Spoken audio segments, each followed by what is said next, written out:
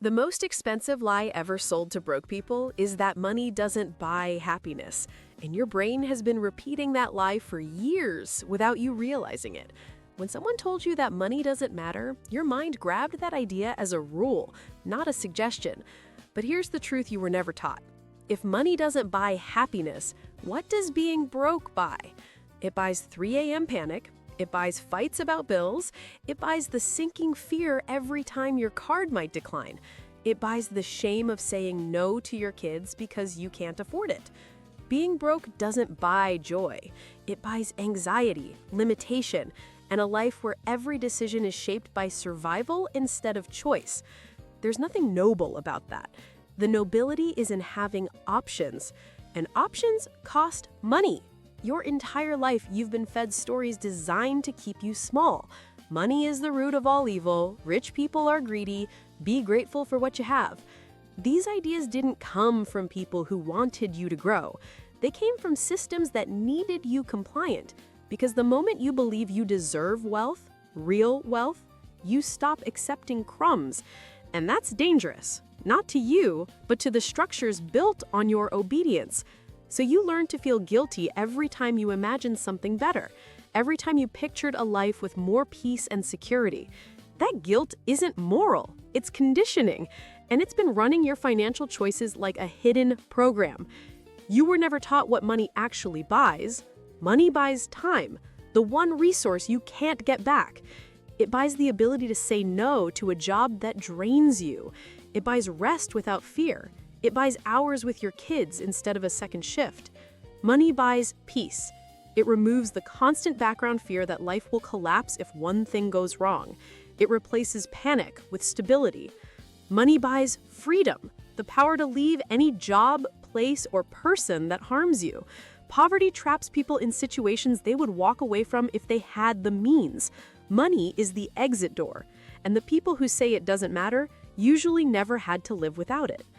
The myth that money can't buy happiness came from a misread study in 2010 that claimed happiness plateaus at $75,000 a year. People repeated it because it protected their comfort zone. But new research from the University of Pennsylvania in 2021 found something different. Happiness keeps rising with income for most people. They analyzed over 1.7 million responses and found that higher income strongly increases life satisfaction. Then, in 2023, both researchers teamed up and confirmed it. For 80% of people, happiness does not plateau, it keeps rising. The wealthiest people were the happiest ones in the data, not because money magically makes joy, but because money removes the conditions that destroy it. And those conditions are exactly what broke people live in every day. Being broke forces your brain into survival mode. When you're worried about rent or food, your nervous system activates stress loops that shut down long-term thinking. Behavioral finance calls this scarcity bias. Your brain becomes wired to focus only on immediate threats. Every decision becomes a short-term negotiation between what hurts less right now and what you can delay.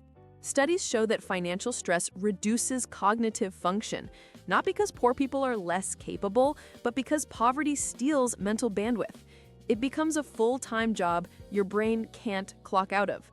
Being broke also traps you in cycles that get more expensive the longer they continue. You can't afford bulk prices, so you pay more per unit. You can't afford repairs, so you pay more when things break. You can't afford preventative care, so you pay for emergencies. Poverty punishes you for living in it, and the system is designed that way. But the worst part isn't the financial cost, it's the psychological cost. Being broke convinces you that you don't deserve better. You start to internalize the struggle. You tell yourself you're bad with money. You think you're not disciplined enough or smart enough. You watch other people build wealth and assume something is wrong with you. That voice in your head isn't truth, it's shame. And shame grows in systems that benefit when you stay small. Wanting enough money to live without fear isn't greed. Greed is exploitation. Greed is hoarding resources at the expense of others. Wanting enough to be safe, free, and able to care for your family, that's not greed. That's self-preservation. That's dignity. There is nothing noble about being broke. Struggle doesn't make you pure. Sleepless nights don't make you wise. Working yourself to exhaustion for a paycheck that barely covers rent doesn't make you admirable. Real nobility is in taking control. It's learning how money works so the system can't exploit you.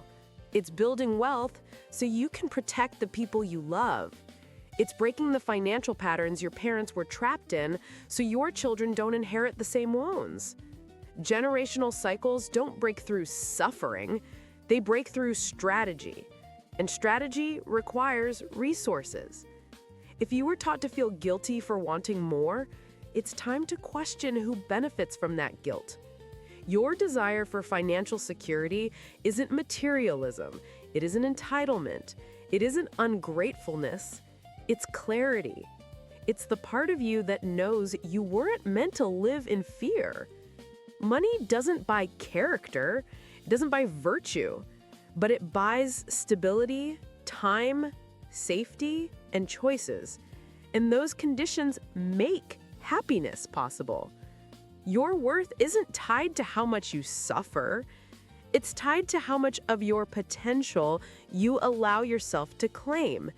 And claiming that potential costs money. You are not meant to spend your life stressed and small.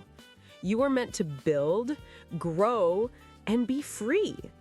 But freedom isn't free. It costs strategy, awareness, and the willingness to unlearn the lies that kept you comfortable with less. The people who told you money doesn't buy happiness weren't protecting you. They were protecting systems that depend on your compliance. So stop apologizing for wanting more.